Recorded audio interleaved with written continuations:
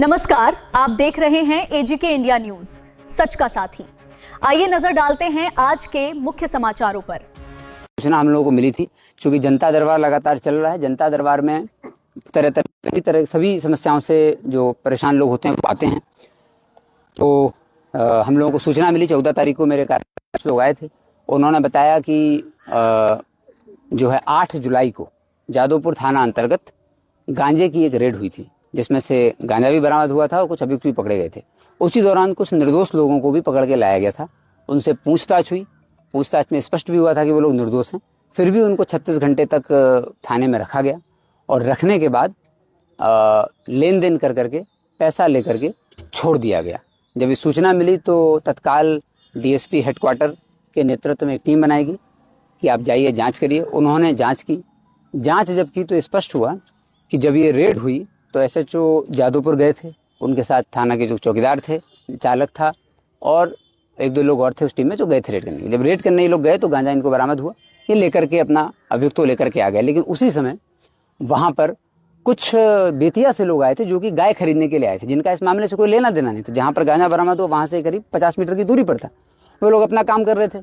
तो इनको शक हुआ कि बेतिया से, चूँकि इधर गांजे का जो एक कारोबार है वो बेतिया और गोपालगंज के बीच का मंगलपुर ब्रिज के थ्रू होता है, ऐसी सूचनाएं मिलती रहती। तो थाना प्रभारी को शक हुआ तो ये लेकर के आए उन लोगों को। और जो गाय बेचने वाली एक महिला और उनकी बेटी थी और 3 आदमी आए थे बेतिया से खरीदने के लिए।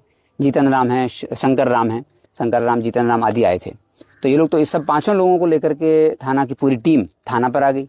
थाना पर लाने के बाद उनसे पूछताछ के क्रम में तो स्पष्ट हो गया कि ये लोग तो गाय खरीदने बेचने का कार्यक्रम कर रहे थे। इसमें तो कोई गांजा जैसी बात भी नहीं है। लेकिन इनके द्वारा, थानाध्यक्ष के द्वारा करीब 36 घंटे तक उनको उसमें रखा गया।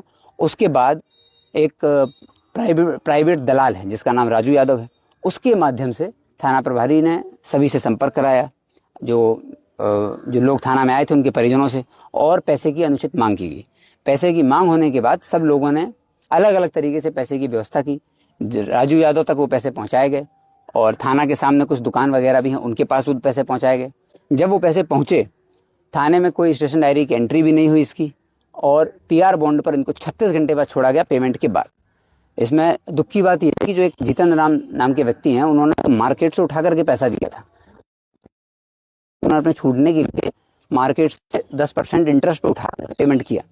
तो जब उनके थ्रू ही हम लोगों को यहाँ वहाँ से सूचना प्राप्त हुई, हालांकि कॉन्फिडेंशियल इन्फॉर्मेशन थी, जब आई तो जांच हुई। जांच के क्रम में पूरा स्पष्ट हुआ तो ये पूरी तरह मामला पाया गया कि 5 लोगों को अवैध तरीके से हिरासत में रखा, 36 घंटे तक उनसे पैसे लिए। पैसे लेने के बाद उनको छोड़ा गया। चूंकि अगर ये गांजे के व्यापार में नहीं थे तो तत्काल क्लियर हो ही गया था, उनको छोड़ा जा सकता था। लेकिन 36 घंटे तक रखा गया और पैसे के लेन देन की पुष्टि जब हो गई उसके बाद ही इन लोगों को छोड़ा गया। तो जब पुष्टि हो गई तो उसके बाद छोड़ा इन लोगों ने और पीआर बॉन्ड पर छोड़ दिया। तो इसमें सारे साक्ष्य मिले हैं। स्टेशन डायरी थाना में कोई एंट्री नहीं है, ऑफिशियल रिकॉर्ड में कहीं एंट्री नहीं है कि इनको पकड़ के लाए गए। छोड़ने का पीआर बॉन्ड का इन्होंने एंट्री है, चूंकि इन्होंने 4 लोगों को छोड़ा है। और छोड़ने के बाद थाना का जो सीसीटीवी फुटेज है उसमें भी आया हुआ है। ऑफिशियली थाना में सीसीटीवी फुटेज लगा होता है, उसमें भी दिख रहा है कि 36 घंटे तक रखा हुआ है। 8 जुलाई से 9 जुलाई के बीच ये पूरा घटनाक्रम हुआ। तो जब मेरे सूचना हम लोगों तक आई तो डीएसपी हेडक्वार्टर के नेतृत्व में टीम बनाई। उस टीम ने जब पूरी छानबीन की तो स्पष्ट हुआ कि ये तो आपराधिक कृत्य है। इसलिए थानाध्यक्ष जादवपुर, एक चौकीदार, उनके साथ एक ड्राइवर, थाना का ही ड्राइवर, और एक प्राइवेट दलाल जिसका नाम राजू यादव है, इन 4 लोगों को तत्काल हिरासत में दिया गया। उनसे पूछताछ की गई। पूछताछ के क्रम में इन लोगों ने स्वीकार भी किया कि ऐसे हुआ था। और जब ये घटना हुई तो 8 से 9 के बीच में जब ये छोड़ना था तो थाना प्रभारी उस दलाल से लगातार फोन से संपर्क में थे। ये भी टेक्निकल साक्ष्य आए हैं कि लगातार फोन पर बात कर रहे थे, जिससे पुष्टि हो रही है कि जब दलाल के पास पैसे पहुंच गए तो इनके पास फोन आ गया। उसके बाद इन्होंने उसको छोड़ दिया। और भी महत्वपूर्ण साक्ष्य इसमें मिले हुए हैं। तो इन सभी 4 जो अभियुक्त हैं इस केस में, इनको गिरफ्तार कर लिया गया है और भ्रष्टाचार अधिनियम के तहत कार्रवाई की गई है। भ्रष्टाचार अधिनियम में एफआईआर दर्ज करके हमारे एसडीपीओ सदर 2 हैं सिद्धवलिया, उनके वो अनुसंधान करता है और उनको 4 लोगों को न्यायिक हिरासत में भेज दिया गया है।